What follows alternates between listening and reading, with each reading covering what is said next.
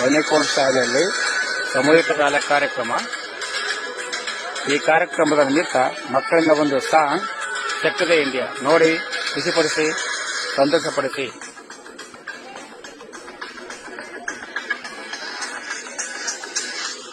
ಸ್ವಲ್ಪ ವಿಜಯ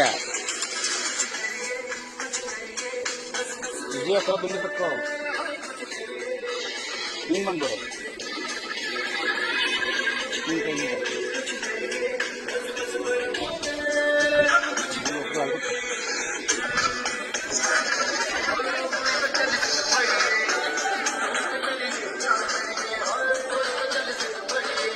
ನೋಡಿ ಆನಂದಿಸಿ.